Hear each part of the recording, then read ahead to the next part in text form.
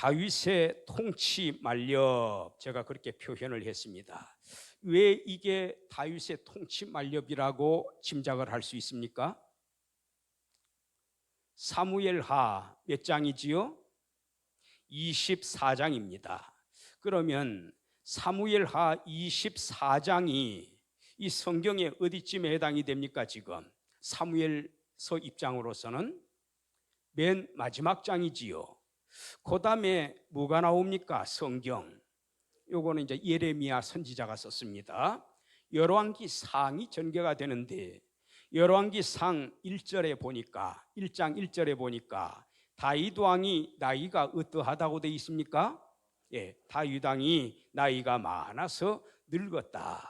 그래서 이불을 덮어도 따뜻하지 아니한지라. 제가 얼마 전인가 설명을 드렸던 수넴 여자 아비삭 기억나십니까? 예, 바로 이제 그 대목이 되는 겁니다. 그리고 요 1장에서 다윗의 아드님인 솔로몬이 왕위에 등극을 합니다. 그래서 아마 이 연결 순서로 보았을 때 사무엘하 24장에 기록된 이 다윗의 인구 조사, 요 일은 다윗의 통치 말기 무렵이 아니겠느냐, 그렇게 생각을 해봅니다. 자, 다시 첫 줄 한번 보시기 바랍니다. 다윗의 통치 말년, 다윗은 전국적으로 인구를 조사했습니다. 인구 조사를 할 때에는 일반적으로 세금을 정확하게 거두기 위해서 세수 문제지요. 그래서 인구를 조사하는 경우가 있고, 또 한 가지는 어떤 이유에서 인구 조사를 합니까? 큰 틀에서 봤을 때. 또 하나는 군사력이죠. 전쟁을 대비해 가지고 군사력을 점거하는데, 여기에서 어느 쪽인 것 같아요? 좀 이따가 이제 다루기는 하겠습니다만 미리 제가, 왜 다윗이 인구조사를 했습니까? 세금일까요? 군사력일까요? 자, 세금 답변도 나오고 군사력이라고 하시는 분도 계시고, 어느 쪽입니까? 그런데 임의로 답변을 하지 마시고 꼭 성경의 근거에서 답변을 해야 됩니다. 잠깐 어디를 보시는고 하면 10절 보세요. 9절 말씀. 요압이 다윗 임금의 명령을 수행합니다. 인구 도수를 왕에게 고하니 이스라엘에서 어떻게 하는 자? 칼을 빼는 자, 그 담대한 자입니다. 이 사람들이 몇 사람입니까? 80만 명. 저 북쪽에서만 80만 명. 남쪽의 유다에는 몇 명입니까? 50만 명. 그래서 이 내용을 보았을 때에 여기에서 인구 조사를 한 이유는 어떤 사유다? 무엇 때문에 그러하다? 예, 전쟁에 관련된 내용이구나. 칼을 빼는 자가 나오잖아요. 그래서 성경 본문을 읽어가면서 성경으로 성경 구절을 해석해 나가는 겁니다. 자, 계속 봅시다. 이 인구 조사의 내력과 과정, 그 결과에 대해서는 밑에 이제 질문들을 다루어가면서 자연스럽게 우리가 섭렵을 할 겁니다. 아래 질문들에 대한 답변을 작성해 가면서 살펴봅시다. 오늘은 다윗의 인구 조사를 통해 이 사건에 드러난 하나님의 섭리를 터득함으로써 교훈점을 생각해 보고자 합니다. 이 하나님의 섭리, 이제 프로비던스, 이 섭리가 무슨 뜻입니까? 한자로만 풀이를 해도 충분하게 뜻이 드러납니다. 섭자가 무슨 섭자지요? 섭자가 리자는 무슨 리자입니까? 예, 이거 알고 계셔야 됩니다. 우리는 다 한자를 쓰는 문화권이기 때문에 중국에서 번역한 용어 그대로 조선에서는 들여온 거예요.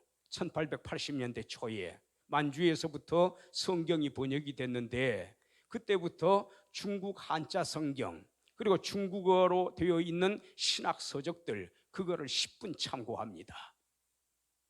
섭자는 다스릴 섭자입니다. 통치권을 의미하는 거고, 거기에 이치 이자는 무슨 뜻입니까? 이치 이자.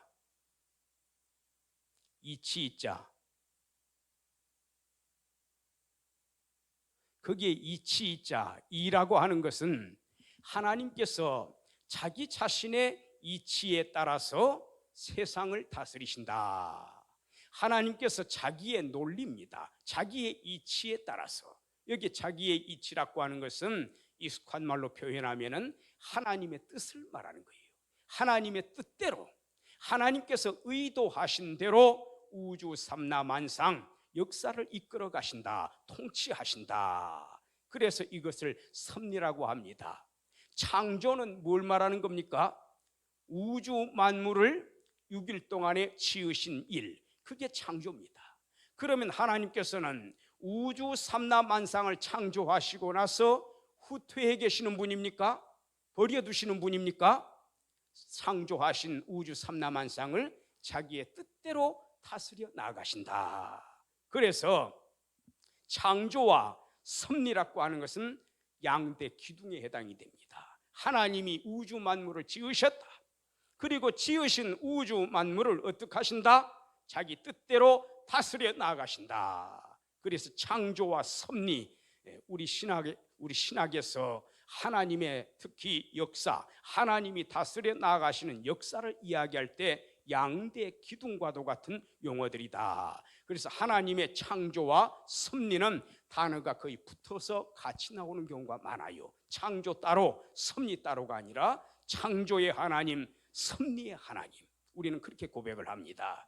자, 그러면 계속해서 볼까요? 1번 문제를 한번 봅시다. 다윗의 인구조사와 하나님의 의도, 하나님의 뜻을 한번 볼까요? 자, 작은 1번. 다윗은 왜 인구조사를 하고자 하는 마음을 품게 됐습니까? 내가 20살 이상의 칼을 빼는 건장한 남자들, 이번 참에 우리 북쪽 남쪽에 있는 12지파 모든 인구를 헤아려야 되겠다. 그런데 요압이 일부를 빼놓고 아주 다윗을 믿게 봤어요. 일부를 빼놓고 인구조사를 하는데 거기까지는 다루지 않겠습니다. 1절 한번 봅시다. 여호와께서, 저는 옛날 성경으로 보겠습니다. 여호와께서 다시 이스라엘을 향하여 진노하사. 이전에도 이런 일들이 몇 번 있었던 것 같습니다.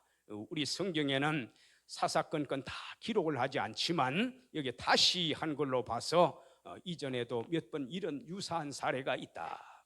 이스라엘을 향하여 진노하셨다. 그런데 왜 이스라엘을 향해서 진노하셨느냐? 여기에 이유가 나와 있지를 않습니다. 그래서 이 내용만 가지고서는 하나님께서 도대체 어떤 진노할 만한 일이 있으셔서 다윗의 마음을 격동을 시키셨는가? 그 내용은 찾아볼 수가 없습니다. 저도 이제 나름대로 여기저기 뒤적거려 가면서 찾아보려고 했는데 힘들더라고요. 또 다른 주석집들을 제가 또 한계가 있으니까 주석집들을 확인을 해보니까 상쾌하게 시원하게 설명한 부분들이 없어요. 그래서 무슨 내용인지는 모르겠지만 하나님이 이 다윗 말기 시대에 진노할 일이 있어서 지금 이 일을 계획하시고 추진하시는구나. 이스라엘을 심판을 하시는 겁니다. 자, 그런데 여기에 저희를 치시려고, 이스라엘을 치시려고 누구를 감동시켰다고 했죠? 다윗을 감동시켰다. 어떻게 감동을 시켰습니까? 내용을 보니까 다윗이 어떤 결단을 하게 되지요? 하나님이 그 마음을 주신 거예요. 우리나라 인구를, 이스라엘은 북쪽 11개 지파가 되겠고 유다는 남쪽 1개 지파고 다 합해서 12지파니까 전체 이스라엘을 말하는 겁니다. 이스라엘 통일 왕국 시대잖아요. 인구를 조사하라 하신지라. 그러니까 지금 다윗의 마음을 감동시키사, 개역개정에서는 격동시키사, 스tirup의 개념입니다. 휘저어버리는 겁니다. 다윗이 이 마음을 스스로 품은 것이 아니라 하나님이 시켰다라는 말이에요. 쉽게 말하자면은. 그리고 인구조사하게 만든 다음에, 다윗이 인구조사를 한 다음에 하나님이 어떻게 하십니까? 너 이놈 내한테 죄를 범하느냐? 왜 너 교만한 마음을 품어서 인구조사를 했느냐? 하고 하나님이 치신다 그 말입니다. 우리 인간적으로 인간의 논리를 가지고 인간의 상식을 가지고 생각을 하면은 도무지 이해가 안 되는 장면이지요. 자, 우선 거기까지 나가지 말고 일단 여기에서는 하나님께서 인구 조사를 하는 마음을 품을 수 있도록 다윗을 어떻게 하셨다?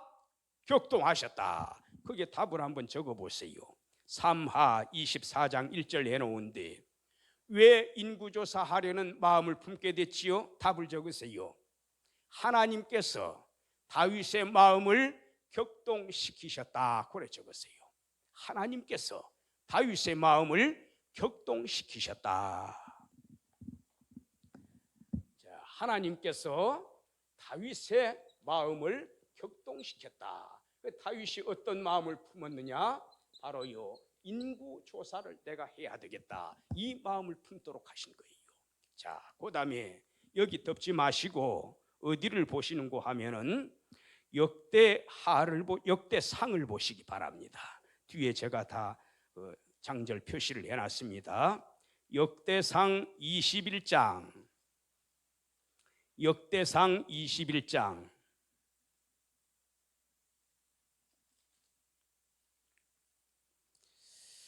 자, 역대상 21장 거기 보시면은 똑같은 내용이 기록이 되어 있습니다. 다윗이 인구를 조사하는 장면이 나옵니다. 5절 한 구절만 볼까요? 4절부터 봅시다. 왕의 명령이 요압을 재촉한지라 드디어 떠나서 이스라엘 땅에 두루 다닌 후에 예루살렘으로 돌아와서 백성의 수효를 다윗에게 고하니 이스라엘 중에 칼을 뺄 만한 자가 110만이요 유다 중에 칼을 뺄 만한 자가 몇 만이라? 47만이라. 인구 차이가 나잖아요. 다윗이 밉게 봐가지고 일부를 빠뜨린 거예요. 자, 그거는 여기서 다루지 않겠습니다. 그래서 아하, 인구 조사하는 장면이로구나. 그런데 1절을 이번에는 보시기 바랍니다.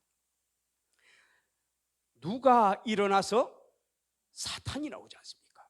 사탄이 일어나 이스라엘을 대적하고 다윗을 격동하여, 옛날 번역에는 격동하여, 개역 개정에서는 충동을 했다, 그렇게 번역이 되어 있을 겁니다. 제가 확인을 했습니다. 다윗을 충동하여 이스라엘을 계수하게 하니라, 숫자를 헤아리게 하니라. 여기에서 보면 분명히 누가 다윗의 마음을 충동질, 즉 격동을 시킨 겁니까? 인구조사 똑같은 내용인데 누가 그랬지요? 여기에서는 사탄이 이렇게 다윗의 마음에 충동을 줬습니다. 자, 그러면 우리가 여기에서 한 가지 의문점이 있습니다. 분명히 사무엘 하에서는 하나님께서 감동을 주신 거고, 여기 역대상에서는 사탄이 감동을 줘가지고 충동을 해가지고 인구조사를 했다. 요거를 어떻게 우리가 해석을 해야 되겠습니까? 그 역대상 거기에다 답을 적으세요. 사탄이 다윗의 마음을 충동했다, 그렇게 적으세요.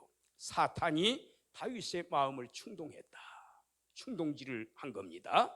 그러면 우선 저 밑에 쪽으로 먼저 내려가 볼까요?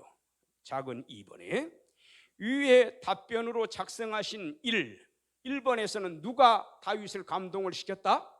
하나님. 그 다음에 동그라미 2번, 누가 격동을 시켰다? 사탄이. 이걸 대조해 보았을 때 서로 상충되어 앞뒤가 맞지 않아서 모순이 되는 것으로 보이지요. 이 문제를 어떻게 해결을 해야 합니까? 자, 누가 한번 답변을 해 보십시오.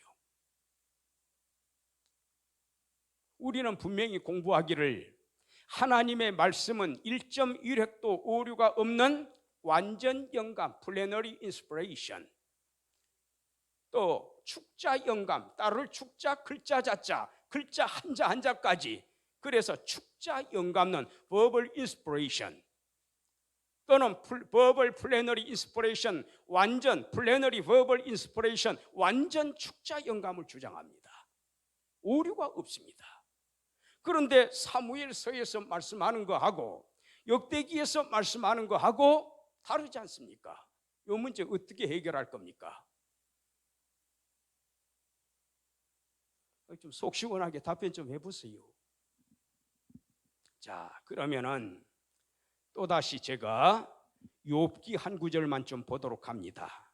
우리가 원리를 알아야 여기를 또 해석을 할 수가 있으니까 느헤미야, 에스더, 욥기 1장. 하나님께서 이 욥을 참 칭찬을 하셨어요. 어느 날 사탄에게 하나님이 물어보셨습니다. 1장 7절에 몰라서 물으시는 게 아니에요. 다 꿰뚫어 보시고서 사탄의 마음속 다 살피시고 다 아시고 질문합니다. 6절에 보니까 하나님의 아들들이, 여기 하나님의 아들들은 천사들을 말합니다. 이 천사들하고 누가 함께 섞여서 여호와 앞에 서 있다고 했지요? 사탄이가. 천사들하고 사탄이 함께 있는 장면이 나옵니다. 하나님이 7절에 질문하기를 너 어디서 왔느냐? 사탄이 여호와께 대답하여 가로되 땅에 두루 돌아 여기저기 다녀왔나이다. 8절에 하나님께서 이렇게 말씀해요. 너 내 종 욥을 유의해서 봤느냐? 그와 같이 순전하고 정직하여 하나님을 경외하며 악에서 떠난 자가 세상에 없느니라. 이때 사탄이 뭐라고 합니까? 9절 끝부분에 하나님, 욥이 까닭없이 하나님을 공경하는 줄 아십니까?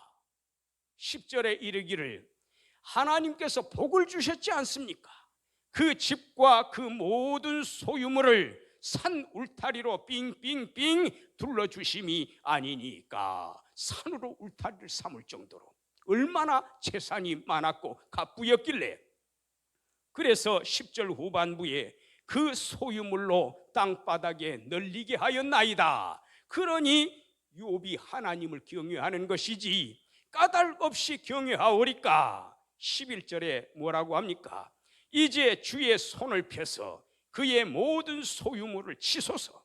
그리하시면 정령 대면하여 주를 욕하리이다. 그런데 하나님이 12절에 허락을 하시되 어떤 제한을 두셨지요? 다 내 손에 붙인다, 소유물을. 그런데 어디에는 손대지 마라, 몸에는 손대지 마라 그랬습니다. 사탄도 자기 마음대로 못합니다. 하나님의 허락을 받아야 됩니다. 사탄이 어떤 일을 수행할 때 그거 하나님께서 다 허락을 하셔야만 가능한 거예요. 하나님께서 전혀 의도하지 않았는데 어느 날 사탄이 건의를 해가지고 하나님, 제가 이런 일을 해도 되겠습니까? 그런 일은 없습니다. 하나님의 의도에서 벗어나는 일이 없습니다. 모든 것은 하나님이 다 주관하십니다. 하나님은 예상하지 못했는데 사탄이 이런 질문을 던졌느냐? 아니에요. 하나님 다 알고 계세요. 그런데 욥이 하나님을 배신하지를 않습니다. 사탄이 또 이렇게 말을 합니다. 2장 5절을 보세요. 이제 주의 손을 펴서 그의 뼈와 살을 치소서. 몸에 손대는 겁니다.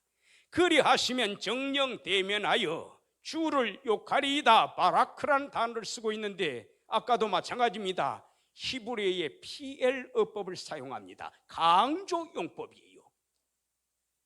주를 향해서 어떻게 한다라는 겁니까? 정말 주님을 향해서 저주를 퍼부어야 될 겁니다. 강조 용법이에요. 하나님이 허락을 하십니다. 6절에 보세요. 내 손에 그를 붙이겠다. 그런데 제한을 하십니다. 뭐라고 합니까? 그의 무엇은 손대지 마라? 생명은 너가 손대서는 아니 되느니라. 그러면서 7절에 어떻게 쳤든지 간에 욥의 온 몸이 뭐가 났습니까? 지금 7절 끝부분에 악창이 나게 하였다. 개역개정 뭐라 되어 있습니까? 종기가 나게 했다. 여기에 이 악창이라는 게 뭔고 하면은 출애굽기 7장 4절에 나오는 말씀입니다. 거기에 보게 되면은 하나님께서 모든 동물들에게 독종이 발하시게 하는 십지안 가운데 독종이 발하시게 하는 장면 나오지요. 온 몸이 붉게 부풀어 가면서 전염병이 퍼진답니다. 그래서 이 동물들을 자기들의 우상한테 바치지 못하도록 나 여호와만이 상천하지의 유일한 신이니라. 그래서 자기 신들에게 제물을 바치지 못하도록 독종이 바라게 한 거예요. 그 독종이라는 이 쉐힌이라는 이 히브리어가 여기에 악창, 종기가 나게 했다. 똑같은 히브리어입니다. 욥이 얼마나 가려웠던지 간에 기와 조각 가져다가 자기 몸을 긁어대고 있지 않습니까? 여기에서도 역시 마찬가지로 사탄은 누구의 허락을 받아야 됩니까? 하나님의 허락을 받아야 됩니다. 그리고 욥이 이렇게 악창을 얻어맞는 거, 자기 소유물을 다 빼앗기고 불태움을 당하는 거, 자기 10명의 자식들이 집이 무너져서 죽임을 당하는 거, 도적대들이 쳐들어와서 종들을 칼로 도륙을 하고 재산을 빼들어가는 거, 이거 누가 한 겁니까? 사탄이 한 거지요. 그런데 누가 시킨 겁니까? 하나님이 시킨 거예요. 하나님이 모르는 일은 일어나지 않아요. 하나님이 의도하시지 않은 일은 일어나지 않는다. 욥이 이 꼴을 당해야 한다라고 하는 거 하나님 다 알고 계셨고 하나님의 계획 속에 들어가 있다 그 말입니다. 이걸 아까 제가 처음 시작할 때 뭐라 그랬죠? 다스릴 섭자 이치이자 섭리라고 하는 거예요. 하나님의 섭리에서 벗어나는 역사는 나타나지 않습니다. 그런 히스토리는 전개가 되지 않습니다. 만일 하나님이 의도하시지 않으셨는데 엉뚱한 일이 지상의 역사에 자리매김을 했다, 어떤 역사가 전개가 됐다, 그러면 하나님은 만왕의 왕이 되시지 못합니다. 왜 하나님이 만왕의 왕이십니까? 모든 것을 다스리시고 하나님의 뜻대로 이끌어 가시기 때문에 왕이라고 하는 거예요. 자, 그러면은 여기에서 어떤 원리를 발견할 수 있죠? 하나님이 다윗의 마음을 격동시킨 사무엘의 기록, 예레미야가 기록한 사탄이 다윗의 마음을 격동시킨 거, 이 두 구절을 어떻게 우리는 조화를 이루어낼 수 있습니까? 지금 욥기에서 제가 힌트를 드렸습니다. 하나님께서 누구를 쓰시는 겁니까? 사탄을 쓰시는 겁니다. 참고적으로 칼빈은 기독교 강요에서 사탄 역시 하나님께 충성하는 자로 묘사합니다. 사탄에게 봉사하는 자입니다. 물론 영원한 불구덩이에 떨어지는 구원받지 못할 배신자이지만, 하나님을 반역한 자이지만 자기 뜻대로 하지 못하고 하나님이 원하시는 섭리대로 따르기 때문에 그도 역시 봉사자라고 표현합니다. 나중에 기회가 되면은 제가 다뤄드리도록 하겠습니다. 그 부분만 딱 떼가지고 읽으면은 충격을 받거든요. 사실은 하나님이 사탄을 시켜가지고 사역자로 부리셔가지고 다윗의 마음을 격동시킨 거다. 그러니까 사무엘서에서는 뭐가 빠져 있습니까? 이 부분이 빠져 있는 거예요. 사탄이. 역대기에서는 뭐가 빠져 있는 겁니까? 사탄 이야기는 나오는데 하나님이 빠져 있는 겁니다. 그래서 성경으로 해석을 해나가는 원리에 따르면은 하나님께서 사탄을 시켜서 다윗의 마음을 격동시켰다. 다윗이 어떤 마음을 품도록이요? 인구를 조사하도록. 그 답을 그렇게 적으세요. 하나님께서 사탄을 통하여 다윗에게 역사하셨다. 그렇게 적으세요. 하나님께서 사탄을 통하여 다윗에게 역사하셨다. 인구조사하도록 그렇게 적으면 되겠습니다. 자, 거기 동그라미 2번 밑에에 성경 구절을 제가 몇 구절 적어놨습니다. 하나님께서는 인간의 마음을 주장하시고 뜻을 품게 하신다. 아무개야 인간의 마음을 주장해요. 그래서 그 인간에게 어떤 뜻을 품도록 하나님이 마음을 주관하신다 그 말입니다. 자, 우리 이사야 19장 한번 찾아볼까요? 자, 이사야 19장. 이사야 19장 14절 말씀입니다. 이게 지금 누구를 대상으로 해서 주시는 말씀인고 하면은 19장 1절에 누구에 관한 경고라 했지요? 애굽, 이집트를 말합니다. 이집트가 느부갓네살의 말발굽발에 다 짓밟히게 될 것이다. 이집트가 망한다 그 말이에요. 자, 그런데 그걸 먼저 염두에 두시고서 4절 말씀 한 구절만 더 볼까요? 그가 하나님께서 애굽인을 잔인한 군주, 나중에 뚜껑을 열고 보니까 이게 이제 에살하돈이라는 왕인데 그거는 이제 설명을 하지 않을게요.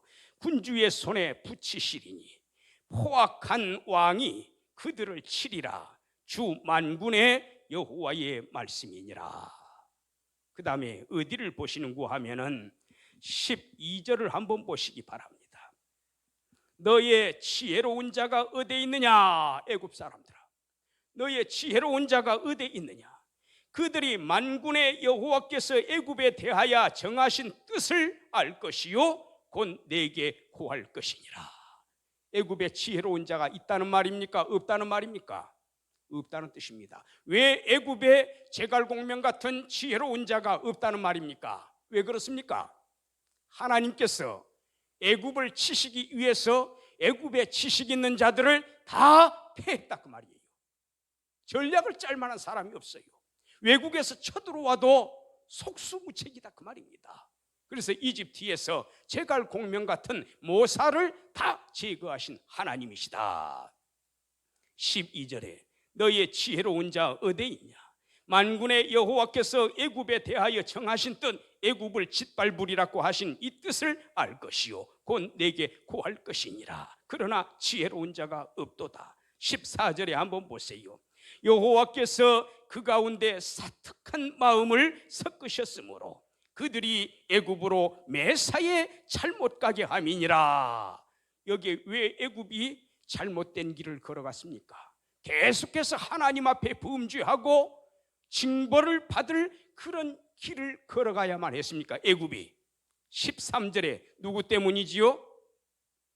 소환의 방백들, 소환의 지도자들, 소환의 고관대작들, 소환 땅을 다스리는, 이집트의 소환 땅을 다스리는 이 지도자들이 어떻게 했습니까? 어리석었다고 돼 있잖아요. 그래서 13절 끝부분에 애굽으로 그릇하게 하였도다. 영어 성경에 보니까 astray, 애굽이 길을 잃어버리게 만들었다. 갈 바를 알지 못하고 방황하는 이집트로 만들어놨다 그 말입니다. 왜 이런 일이 나타난 겁니까? 14절에 여호와께서 그들 가운데 사특한 마음을 섞으셨기 때문에 소환의 방백들에게 이집트를 방황하도록, 잘못 정치를 하도록 하나님이 소환의 방백들의 마음을 주장했다는 뜻이에요. 무서운 하나님 아닙니까? 이들은 여호와 하나님 모르는 사람들이에요. 이집트 사람들이에요.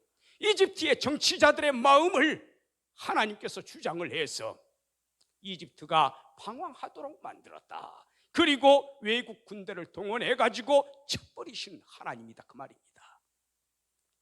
자, 또 어디를 보시는고 하면은 오바댜 1장 8절, 다니엘, 호세아, 저 뒤쪽에 있는 오바다, 요나미가, 나훔, 아바국, 스바냐, 아모스 다음에 있습니다. 아모스, 오바댜. 오바다 한 장밖에 없어요. 1장. 오바댜 1장 8절에 한번 보시기 바랍니다. 여기 오바댜 선지자는 에돔을 향해서 예언을 합니다. 에돔은 본래 누구 형제지요? 이삭의 형제 아닙니까? 에서가 이 에돔 왕국을 세웁니다. 물론 에돔이 첫 번째 왕은 아닐 거예요. 후손 가운데 대만이라, 드마라고 하는 사람, 9절에 드만이 나옵니다. 저 앞에는 대만이라고 나오는데 이 사람부터 아마 실질적인 왕이 아닐까 그렇게 추측을 해봅니다. 이 에서, 에돔이 붓다는 뜻입니다. 팥죽 사건 때문에 에돔이라는 별명이 에서에게 붙여진 거예요. 이 에서가 조상이 되겠습니다. 그런데 4절 말씀에 보시기 바랍니다. 3절 말씀에 바위 틈에 거하며 높은 곳에 사는 자여. 이 에돔 지역은 세일산이 있는데 천혜의 요새라고 합니다. 성을 쌓을 필요 없이 이미 바위돌 그 자체가 성의 구실을 하고 있고, 저 높은 곳에 집을 짓고 거기에 군인들을 주둔하게 하면은 천하의 누구라도 이 성을 함락을 시킬 수가 없답니다. 그래서 여기에 바위 틈에 거하며 높은 곳, 바위 높은 곳을 말합니다. 요새지지요. 너가 중심에 이르기를 누가 능히 나를 땅바닥에 끌어내리겠느냐? 누가 우리를 점령하겠느냐 그 말이에요.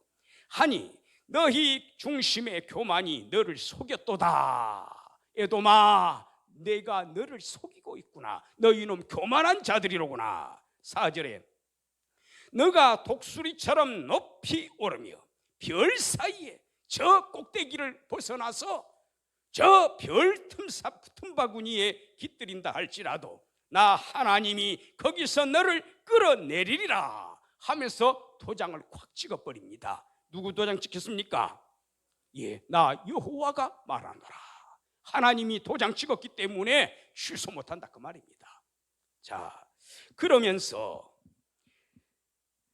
그런데 이 에돔을 드디어 느부갓네살이 칩니다. 이스라엘보다 1년 먼저 망해요. 유다보다 585년에 망합니다. 그런데 걷잡을 수 없는 이 침략을 천혜의 요소를 소유하고 있던 에돔이 전혀 방비하지 못하고 한순간에 무너져 버립니다. 왜 그랬을까요? 왜 그랬습니까? 7절에 보세요. 7절 너와 약조한 자들, 너 위급할 때 우리가 와서 도와줄게. 너와 동맹을 맺은 자들이 다 너를 쫓아 변경에 이르게 하며 너희의 원수가 되어버렸구나. 너와 화목하던 자들이 너를 속이고 이기며 내 식물을 먹는 자들이, 같은 밥상에서 함께 먹던 자들이 내 아래 오히려 너 빠져 죽으라고 함정을 베풀어 놓았으니 내 마음에 무가 없도다. 그걸 깨달을 수 있는 지각이 없음이로다. 너희가 그래서 속수무책으로 당할 것이다. 너희가 별 사이에 깃들인다 할지라도 끄집어 내릴 것이다. 그러면 자, 질문을 한번 던져봅니다. 왜 이들 마음속에 지각이 없었습니까? 전혀 전쟁도 대비하지 못하고 방비하지 못하고 제갈 공명 같은 모사도 없었어요. 전략을 짤 만한 사람이 없어요. 다 미련한 사람들로 전략을 했습니다. 8절에 왜 그렇습니까? 나 여호와가 말하노라. 그날에 내가 에돔에서 어떤 사람을 멸하며 지혜 있는 자를 멸하며 에서의 산에서, 천혜의 요새 아닙니까? 에서의 산에서 지각 있는 자를 멸하지 아니하겠느냐. 하나님이 그런 사람들을 다 없애버렸기 때문에 느부갓네살이 말 타고 쳐들어와도 그를 막아줄 자가 없다. 전략을 짤 자가 없다 그 말입니다. 제갈 공명 같은 모사가 없구나. 그래서 너희들이 속수무책으로 무너지게 될 것이다. 이걸 보면 우리 하나님요, 하나님을 전혀 모르는 이방 사람들 아닙니까? 이들의 역사를 주관합니다. 그들의 전략까지도 주관하시는 하나님입니다. 지혜 있는 자를 없애버리시고 미련한 사람들이 전략을 짜가지고 한순간에 무너지게 하시는 분도 하나님이십니다. 하나님은 마음을 주장하십니다. 한 군데만 더 볼까요? 예레미야 51장. 예레미야 51장 51장 1절 한번 보십시다.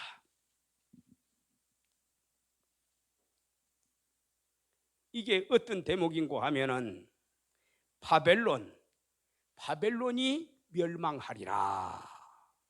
유다를 바벨론이 괴롭혔지만 그 바벨론을 고레스가 일어나서, 바사 제국이 일어나서 멸망시킬 것이다. 아직 예레미야 때 아직 페르시아라는 나라 없습니다.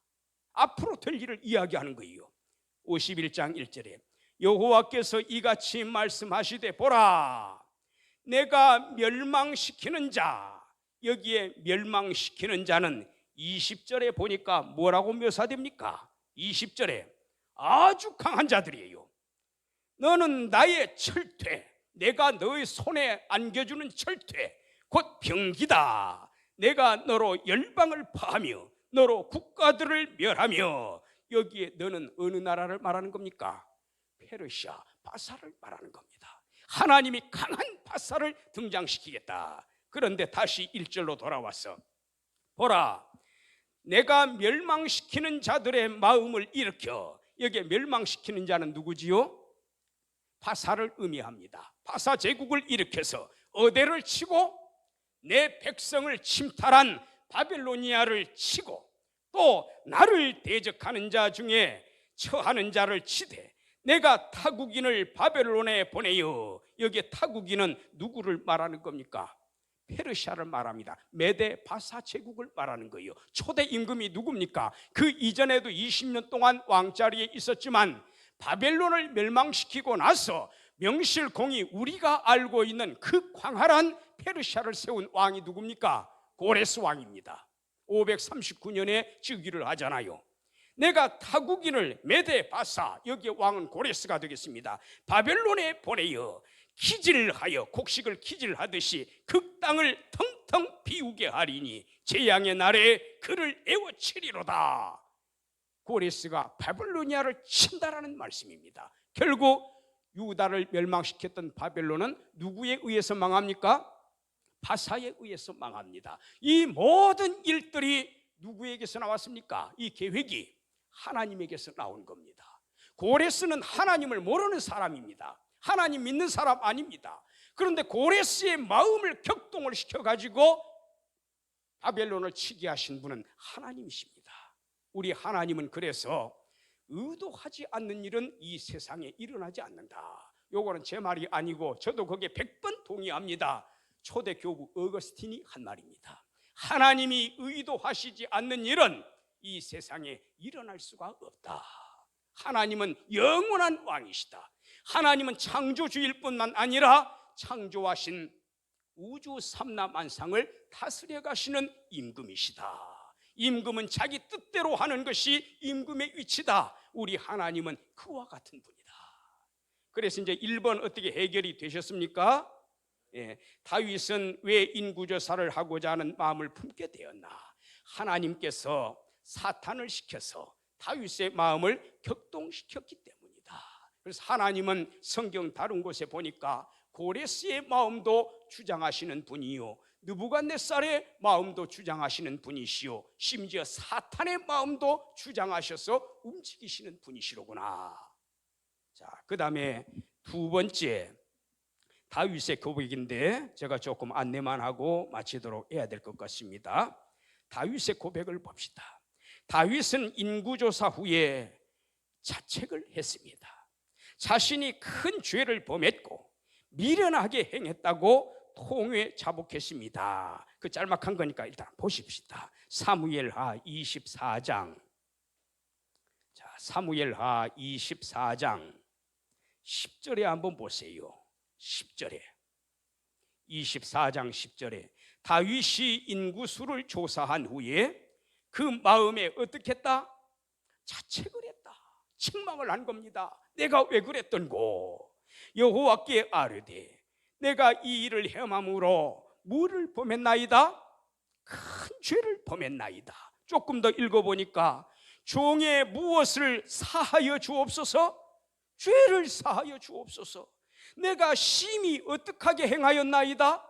미련하게 행하였나이다. 또 17절 보세요. 같은 장 17절에 백성들이 7만 명이 전염병에 죽어나갑니다. 이때 다윗이 왕 아닙니까? 어버이의 심정으로, 목자의 심정으로, 옛날 그 소년 시절에 곰이나 사자 같은 게 달겨들어서 양을 빼들어갈 때에, 양을 물어뜯을 때 어떻게 했다고 했습니까? 다윗이 쫓아가서 수염을 잡고 내가 입을 찢었나이다. 나를 보내주십시오. 하나님을 모독하는 저 블레셋 사람이니까. 자기 생명 걸고 사자한테 달겨든 사람입니다. 자기 목숨 내놓고 곰한테 달겨들어서 양을 보호하려고 싸운 사람입니다. 이게 바로 누구의 심정입니까? 목자의 심정이고 어진 임금의 심정입니다. 백성들을 자기 자식처럼 사랑하는 다윗이에요. 그런데 7만 명의 백성이 누구 때문에 죽었습니까? 다윗 자기 자신이 인구 조사를 하는데 하나님이 자기 백성들을 쳐버리잖아요. 여기에서도 우리가 질문을 던질만 하지요. 그건 이제 다음 주에 볼 거예요. 하나님, 다윗이 죄인인데 왜 다윗 한 사람한테 죄를 묻지 않으시고 7만 명, 한두 사람도 아니고 이 많은 사람들이 죽어나가야 합니까? 그 다음 주에 살펴보도록 하고요. 여기에 7만 명이 죽어나가는데 17절 보세요. 다윗이 뭐라고 고백을 합니까? 누가 범죄하였노라? 내가 범죄하였고 악을 행하였사거니와. 이 약물이 백성을 누구라고 불렀습니까? 약물이라고 불렀습니다. 하나님께서는요, 시편 78편으로 기억합니다. 거기 보면은 친 이 다윗을 하나님이 누구를 삼으셨습니까? 자기 백성을 잘 양육하라고 이스라엘의 목자를 삼으셨습니다. 이스라엘의 임금을 삼으셨어요. 작은 일에 충성한 자가 큰 일에 충성합니다. 다윗의 그걸 보신 겁니다, 하나님께서. 그런데 여기에 내가 범죄했고 내가 악을 행했다. 이 약물이는 무엇을 했습니까? 주님의 손으로 나하고 내 아비의 집을 치십시오. 누구의 죄라고 고백합니까? 나의 죄라고 고백하잖아요. 그러면 우리가 여기에서 질문할 게 있지 않습니까? 이거 누가 시킨 겁니까? 애초에 하나님이 누굴 통해서? 사탄을 통해서 다윗의 마음을 격동질을 했잖아요. 그리고 다윗이 그래서 인구조사한 거 아닙니까? 내가 인구조사 해야 되겠다. 그런데 왜 다윗이 하나님께서 다 역사해가지고 배후에서 역사를 해가지고 다윗이 인구조사를 했는데 왜 내가 잘못했다고, 내가 미련하게 행했다고, 내가 악을 행했다고 왜 자책을 하는 겁니까? 왜 그렇습니까? 우리 같으면 이쯤에서 뭐라고 말하고 싶습니까? 하나님 시켰잖아요. 하나님 시켜서 내가 그대로 내 마음 감동시켜서 그대로 했는데 왜 하나님 죄값을 내한테 물으십니까? 내한테 죄값을 물으시려면 애초에 나를 감동 안 시켰어야지요. 우리 같으면 따져 물을 만합니다. 다윗이 여기에는 안 적어놨습니다. 지금 머릿속에 기억이 납니다. 시므이라고 기억납니까? 베냐민 지파 사람. 압살롬 남 때 피난했잖아요. 다윗이 저 피탈길에서부터 막 돌멩이 먼지 흙덩어리 날리면서 다윗의 이 비루 앉아야 물러가라고, 너가 사울을 반란을 일으켜서 사울 왕가를 무너뜨리고 너가 왕위에 올랐기 때문에 하나님이 너를 오늘날 치시는도다 하면서 고소하다라는 거지요. 잘 됐다라는 거지요. 이때 옆에 있던 장수들이 뭐라고 합니까? 요압 형제들이 내 주여 명령 내리십시오. 내가 가서 칠 것입니다. 저놈을 당장에 죽이겠나이다. 다윗이 뭐라고 있습니까? 가만 놔두어라. 이 일이 누구로 말미암은 것이니라? 하나님으로 말미암은 것이니라. 하나님이 저에게 나를 저주하라 시키심이니 내가 어찌 시므이의 죄를 물으랴 그랬습니다. 그런데요, 나중에 다윗이 임종하면서 유언을 남길 때 솔로몬 딱 불러다 놓고 뭐라고 말합니까? 내가 몽진길에 올랐을 때 시므이라는 자가 나에게 여차여차 수모를 당하게 했느니라. 나를 욕보였느니라. 내 아들아, 저가 허연 머리로 평안하게 음부에 내려가지 못하게 하라. 시므이를 죽이라고 말을 합니다. 여기에서 우리는 또 한 번 혼란에 빠집니다. 아니 언제는 하나님이 시키심이니 가만히 놔두라 해놔놓고 또 시므이가 나중에 영접 나오잖아요. 압살롬 난 진압된 다음에 나를 살려달라고 내가 너를 죽이지 아니하리라 다윗이 약속까지 했어요. 근데 다윗이 임종할 때는 평안하게 무덤 속에 들어가지 못하게 하라. 왜 그랬느냐 그 말입니다. 여기에서 우리는 굉장히 혼란을 느끼게 됩니다. 요거는 시간이 지금 경과해서 안 되겠고 다음번에 계속 진행을 하도록 하겠습니다.